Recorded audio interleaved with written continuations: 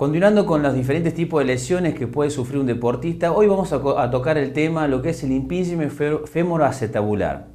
Digamos que es una patología o una lesión que está dada dentro del 30% de aquellas patologías que puede sufrir un adulto joven a nivel de la cadera, que se da por lo general a través de disfunciones, estructurales y funcionales, y que van a ir en forma progresiva y degenerativa. ¿Cuál es la sintomatología que puede presentar un paciente o un deportista con esta patología? Una de las maniobras semiológicas más precisas van a ser llevar al paciente su cadera a una flexión, a una aducción y una rotación interna, donde podemos hasta llegar a sentir como un chasquido en esa zona y que el paciente o el deportista va a manifestar mucho dolor. Una forma o una de las pautas a tener en cuenta en la parte semiológica es cuando uno le pregunta al deportista de qué forma es el dolor que se le manifiesta y él indica que es como en la cara anterior de la cadera y como toma una maniobra como en forma de C. ¿Por qué? Porque el dolor se irradia tanto hacia la forma anterior como en la parte posterior. Entonces el deportista o el paciente coloca la mano formando una letra C, como manifestando de qué forma se irradia el dolor. También, continuando con la parte evaluativa y semiológica desde el punto de vista postural, es muy importante en estos casos, para tener un diagnóstico preciso a través de la semiología, teniendo en cuenta que a veces las distintas maniobras y evaluando la postura, uno puede ser exacto con el diagnóstico. Decimos que un deportista o un paciente que puede presentar este tipo de patología, si uno va a evaluar su postura, vamos a encontrar a nivel de su columna lumbar va a haber una rectificación, a nivel de su parte pélvica, esa pelvis se va a encontrar retraída, o sea, como hacia atrás. Y a nivel de actitud de sus huesos femorales, de sus piernas, se van a encontrar en rotación externa. Eso lo vamos a sumar a un acortamiento de los músculos isquiotibiales y también a nivel del psoas ilíaco. Todo esto, que son desde el punto de vista biomecánico y estructural, pueden llevar a un mal funcionamiento, ¿no es cierto?, de la articulación de la cadera, que pueden provocar ese impingime, ese pinzamiento, que no solamente va a afectar a través del dolor, sino que va a empezar a lesionar la parte,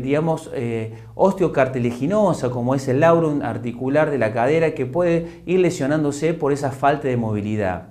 Decimos que desde el punto de vista kinésico, ¿cuál es la función principal? Bueno, devolverla desde el primer punto, de buscar una analgesia a nivel del dolor, y a través del punto funcional y de volver a reincorporar al deportista a su deporte adecuado, de trabajar todo lo que es el grupo muscular, de aquellos músculos que estén acortados, tratar de estirar a través de la elongación, del stretching, tratar de aquellos músculos que están hipertónicos, o sea que están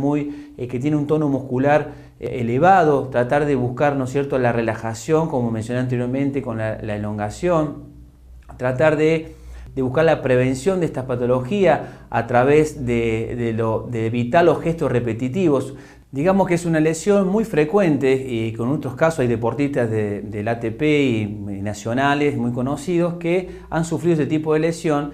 que están en la lesión del labrum. ¿Por qué? Porque a veces hay gestos en el tenis donde tenemos mucho impacto, donde el trabajo del tronco y la cadera trabajan en forma continua, a veces en forma disociada, que hacen que a veces ese golpe, ese movimiento brusco, pueden producir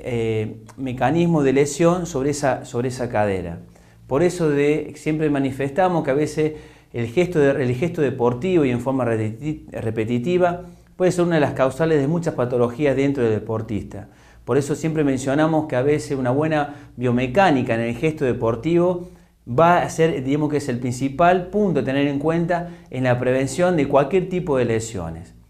Entonces, desde el punto de vista kinésico, ¿cómo nosotros podemos rehabilitar o reinsertar a este deportista en la vida diaria o en la vida deportiva? Bueno, como siempre en la parte de fisioterapia, en la primera etapa, buscando, ¿no es cierto?, el proceso de desinflamación, pero de la parte kinésica de rehabilitación o trabajo en gimnasio, lo que tenemos que empezar a darle a ese deportista con ese impingime femoroacetabular es retomarle esa movilidad que ha perdido por el dolor, por su limitación, devolver esa funcionalidad, tratar de elongar o de trabajar todo lo que es la postura del lumbo pélvico, lograr una buena estabilización lumbopélvica, tratar de buscar, ¿no es cierto?, de que esos músculos que tienen una tonicidad muy aumentada, lograr una relajación a través del trabajo de elongación y del stretching. También es muy importante trabajar lo que es la estabilización lumbopélvica con diferentes ejercicios, diferentes elementos en colchoneta, o utilizando los elementos con pelota. O sea, la estabilización lumbopélvica es muy importante en este caso, ya que estamos trabajando con músculos articulares, biarticulares, que se insertan tanto en el pubis como en el fémur. Entonces, trabajar esa zona, lograr una buena estabilidad pélvica, nos va también a garantizar de devolverle esa funcionalidad a ese deportista lo antes posible. Una vez más hemos hablado de las distintas patologías que puede sufrir un deportista y bueno, espero que haya sido de su agrado y nos vemos en la próxima. Muchas gracias.